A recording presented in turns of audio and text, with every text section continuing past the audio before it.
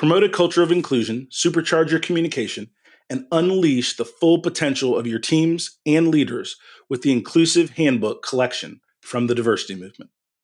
As part of the collection, I wrote the Inclusive Leadership Handbook with Kurt Merriweather to empower leaders with tools needed to cultivate a culture that fosters creativity, innovation, and employee engagement. Through strategies, exercises, and self-reflection, leaders at all levels can enhance their effectiveness. Learn more at thediversitymovement.com/store. Use code HOL at checkout for 25% of your first order. DEI budgets are under attack, but the goals haven't changed. Whether you're looking to increase your DEI knowledge, expand your market reach, or gain a competitive advantage in business, we have the solution. TDM Library is your single source for expert-curated DEI resources, strategies, and solutions, all designed to help you transform your workplace culture and be a more effective contributor. For $9.99 per month, you get access to our searchable subscription-based digital library. There, you'll find articles, practical how-to guidebooks, podcasts, award-winning microvideos, and more than 700 Q&As. Designed to help DEI practitioners, thought leaders, and executives create a more inclusive workplace. Whether you prefer to listen, watch, or read, we have the resources for you. TDM Library goes beyond the basics to dive deep into topics such as inclusive language, the business case for DEI, talent acquisition, and C-suite engagement. For less than the price of a sandwich, you get access to our library of more than 1,000 pieces of original, expert-curated DEI content. Join today and get your first 30 days free. Get your library card now at tdmlibrary.thediversitymovement.com.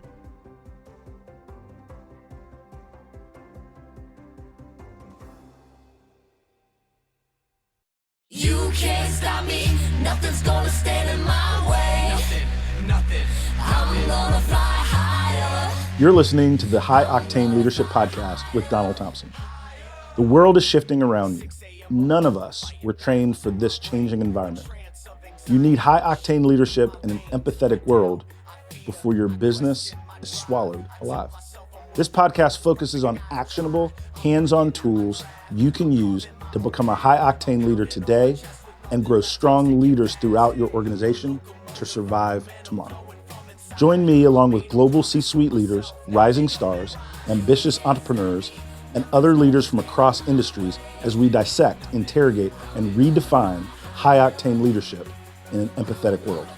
This podcast is your home for uncovering the tools, lessons, and strategies you need to push your leadership to the next level. Hey, this is Bob Batchelor. This week on High Octane Leadership, Don and I discuss imposter syndrome. Let me tell you, as a writer, imposter syndrome strikes all the time. It's like the little devil sitting on your shoulder as you're writing. And I know a lot of people out there are struggling with imposter syndrome when they get promotions at work, they get a raise. You're just not quite sure your place in the world sometimes. We all deal with this. It's an important topic. So join with Don and I, pull up a chair, grab a drink, and enjoy this week's episode. I know you've read Teresa Sandy's book, and so I'd love to just dive into that because I think it's important. It's part of the idea of high-octane leadership. Like, so what are the undercurrents? What are the foundational pieces? I'm into it. Like, here's the thing, right? Being a high-octane leader doesn't mean you have all the answers and you don't have fear, uncertainty, and doubt. It just means you do it in spite of. Like, that's different. You do it in spite of those things. You do it in spite of the fears. You do it in spite of the roadblocks. So being a high-octane leader doesn't mean that things weren't a little bit tougher as a black man in technology, but I had to win anyway. I thought about what I needed to do for my family. I had to thought about the example I wanted to set for people that came behind me, what my kids would see, the legacy, and I had to go and I had to figure out how to win. But there are points in time when you're going into a new level where you're absolutely unsure and you don't know whether you make it or not. I'll be super transparent here, right? Like, we're launching this book, Underestimated, right? And I'm talking to, and we've got this PR firm that's working with us. We've got this cool publisher, Morgan James, that is like world renowned that you hooked us up with. And I'm like, I got the publishing contract and I'm like, is this for real? Are they going to do like are they going to do research and figure out like what did Bob tell them? You know, right? And you're doing speaking engagements, you're on podcasts, and how many people listen to this podcast? I was on a podcast that is like 1 million downloads, 1 million plus downloads. I'm like, okay, Say what? yeah. And so you can think that you're not worthy. You can think about all the flaws. When you look in the mirror, most people, not everybody, but most people, when you look at the mirror, you think about, man, I'm a little bit too heavy. Man, I've got a pimple on the right side of my forehead. Man, I'm bald, which is my case. You want to hear my case? I'll be totally transparent. I'm like, Brad Pitt, that motherfucker. How he's only a couple years older than me. How do you look like that? Right? Like you don't look in the mirror like I don't. Like I don't either. And you look in the mirror and be like, man, you gorgeous, you gorgeous piece of man. But you always think about the things that other people are better than, the other people have more than. And I was in an organization of CEOs, and it was the Young Presidents Organization called YPO. And I was a member for several years, and I really enjoyed my time in there. It just, I needed to transition out just because my schedule, and I wasn't really taking advantage of it, but it met tremendous people. The trips were great. The education was great. But here's one of the best pieces of advice that I received as a part of this organization. It said, YPO is a group of some of the most successful CEOs in the world. Don't try to compare yourself to other people, or it'll be a miserable experience. There's people that just met the guidelines in terms of the size of the company. There's people that are in G5 jets. There are people that are like you. This was the advice. Like, do not try to keep up with your fellow YPO members. Use this as a learning opportunity, a growth opportunity for you and your family, and get the most out of it for you and your family. And I remember that advice from that organization. And I thought about that as I was just thinking about my journey and growing as a leader in different things, that you really have to look at other people for inspiration. That's good. But you don't want to be comparing your folks to people so much so that you're only looking at your own inadequacies. And so imposter syndrome, whatever name you want to call it, right? But when I talked to Teresa, and she's on my podcast, I'm so thankful that she did that. The book is phenomenal, and it's an easy read, right? It's because the points that she's making are clear, concise, impactful, powerful. But you've got to give your room to grow into your dream state. You've got to give yourself room to grow into who you're going to become. And none of us are finished products. Now I'm paraphrasing. None of us are finished products. And so I had to be real with myself and say, all right, these are some things I've done well. Here's some things that I'm struggling with. And one of the things that helps me with my bouts with imposter syndrome is when I'm talking with folks, I always talk about things that I messed up and I'm learning. Yep. As well as things that I think I've done pretty well. I do both. So therefore, I'm reinforcing both. I'm saying I'm still learning and growing. Here's something I learned and grow. Here's something I do pretty well that you should emulate. Don't do this. It was ridiculous. This is the part where you should not emulate me. And here's some things that I think I'm doing pretty well.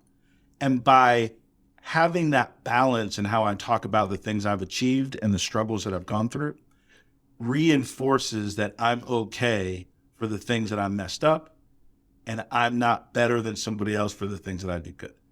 And I reinforce that message all the time, because the world is really tough out there because it sets these unattainable ideas. There's this actor in Hollywood. He's millennial, Zac Efron or whatever. Yeah, yeah. Mm-hmm. He's like the young version of Brad Pitt in Hollywood, right? Yeah. Good-looking white guy. Super cut, right? A little bit funny. Yeah. Smart enough, Yep. but not a bookworm. Like the stereotypical, like, superstar white guy, right? Yeah. But he was like, hey, man, these abs I got are total bullshit. Unless you get surgery, you're on some kind of restricted diet. It is not real. Please don't try that at home. Yeah. Yeah. Right? Because what we forget is that media and movies and magazines are the perfect representation. They're not everyday reality. Yeah. And that is an engine that is disappointing. I have daughters. And to look at the model, the prototypical thing that we think women, or young women in particular, are supposed to be, how social media has impacted the minds of young people in general, but young ladies in particular. Yep. I'm not into that. And so that imposter syndrome is something that we all have to work on. It's something we all deal with at certain levels. It's okay to deal with it. As you're hearing the sound of my voice in this podcast, we all have to work through it. And that's really what mentors and true friends, because your mentors and true friends are going to let you know where you're lacking, but they're also going to cheer for you where you're amazing. Mm-hmm. They're going to give you both of those points of feedback. And that's where some of the folks in my life have really helped me. They've not allowed me to get too high and mighty when I've done some things that are pretty good, but they've also not allowed me to beat myself up too much when I've struggled and where I need to kind of work and grow. Let's take a quick break. As a Black professional, I faced many challenges inherent to contemporary America. I had to fight to secure my place and fulfill my dreams. Underestimated, a CEO's unlikely path to success is my story. Whether you are a young person of color, a rising leader in your organization, or someone who may feel a little bit lost, there is a path forward that is built on grit, determination, perseverance, and drive. I've dedicated my career to developing my leadership skills and then coaching others towards success. In Underestimated, you can follow my unique path, uncovering business and life lessons that can help anyone realize their dreams. You can order Underestimated wherever books are sold and find more information at donaldthompson.com. Now, back to the show. That's one of the things that I'm really interested in finding out the reaction to Underestimated when young people start to read it. Because I've read that book so many times. I know you better than you think I know you because I've read that book so many times. And there are points, I remember the first time I read it, I'm like, oh, how the hell is he going to get out of this one? Like, you're in some shit. Yeah, there are some adventures. And so I'm thinking, like, this is going to help people see the real. And that's to me the value of this book. Yeah. Because the number jumped. It used to be 7 Black CEOs in Fortune 500 ever in the list. Now it's 12, but somebody just retired. It's down to like 11 or something. That's shitty. In the history of the Fortune 500, 10, 11, 12 Blacks, like, what the hell's going on with this world? Yep. And so for young people, young rising leaders, whatever, of all races, however they look, however they identify, they're going to find something in Underestimated that may help them see, like, you can achieve your dreams, and I'm not just blowing smoke up your ass. Yeah, like, I'm serious about this because they're not seeing people who don't look like me writing these books and trying to help them. That's an important piece to this puzzle. Yeah, I think I'm excited about the book. One of the things that's challenging with the book is I'm such an optimistic person that I learn from the valleys, but I don't dwell on them. And so the book created some reliving of the valleys. And, not being able to keep food down because you can't pay your bills and you're thrown up on a work toilet, not because you were drinking out at night, just because of the stress of trying to make it, wasn't my greatest moment.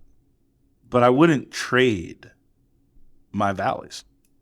It's part of the humility that I have. It's part of why I'm excited about the things we're doing. I'm excited about our new venture with the diversity movement and the growth that we're having and the national recognition.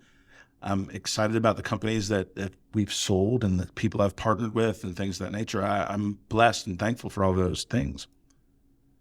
But the valleys is where you develop the character. And I wouldn't trade those things because they ground me. And I think that's important. When you're an author, people think things about you all the time. Mm-hmm. And I've lived kind of this weird Forrest Gumpian life where I met a lot of really people that I had no business meeting and had some pictures taken. And this one rock star, like verifiable rock star, I have pictures with me and him. And it's cool. Like it was just luck. It was a friend of a friend who was able to do something. And I posted that online. And so people are like, oh, this big shot, best-selling author. They think I'm rich. They think I'm this. They think I'm that. Think I'm full of myself. But if you were in my room tonight and you watch me go to sleep, no matter the temperature of the room, no matter the situation, I sleep on my side. I pull the cover up over my ear because when I grew up, we didn't have heat in the winter.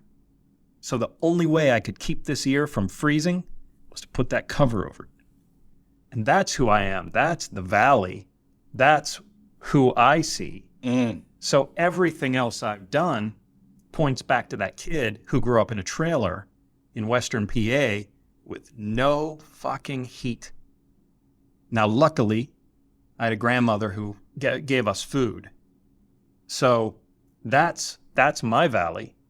It's great to know that you're willing to share those valleys. And there's so much to be learned from that. And that great American success story, there's some value to that. Now, the bad thing is it often has left way too many people behind. Sure. For reasons that they had no control over. But yeah, I agree. I mean, imposter syndrome is rough for a lot of people, and it's something you got to deal with. Love this title, right? Find Your Fierce, Teresa Sand. Interrupt imposter syndrome and own your success. And, you know, the book I enjoyed, the title matters, right? You know, one of the things that I think that I've done well is you have to own your success. In order to own your success, you have to own your failures. And that's one of the things that I think is a challenge in today's society is nobody wants to own their failures. They feel entitled to success. Failure is always someone else's problem. It's always someone else to blame. And I get it. And there's some things that have been roadblocks in my life. I get it. I get it. But because I wanted to own my success, I decided to own my failures and figure out how to win in spite of some of the barriers against me. And that attitude doesn't mean I'm naive. Doesn't mean I don't understand there are barriers. It means that I didn't want those barriers to limit my dreams. So therefore I had to own my success in spite of those barriers. And that helped me overcome the barriers. I didn't want the barriers to be bigger than life. I didn't want the barriers to shrink my dreams. I didn't want to go, you know, let's just knock on wood, knock on Formica, whatever this is. But when my time's done, I don't want to look back and say what could have been. I want to leave everything out there. The thing that I'm working on now, as people listen to this, right? I'm a big believer on not just setting goals, but writing them down. And whether you share them or keep them personal, that's up to you. There's different thoughts on that. But keeping them in front of you because your goals will help you make better decisions. If you have your goals in front of you of what you want, you know who to spend time with and who not to. You know what to eat and what not to. You know how much is too much to drink and how much is not. You know, people are talking about, right, toxic friends, toxic work environments. Why are you there that long? My question. Toxic? Why are you there long enough for something to be toxic? Because obviously that environment shouldn't line up with your goals and your dreams. And I don't need something to get toxic to figure out something's not good for me. Now, again, I'm not judging anyone. I'm just saying, why are you still there if we've gotten all the way to toxic? And being willing to evaluate environments, people, opportunities, and be a team player in organizations I'm a part of, but being confident enough to know that I should benefit also, and making sure that there is a clear balance. And so imposter syndrome is not something I've overcome. It's something I've learned how to work through, is the way that I would describe it. And thanks, Teresa, for this great book.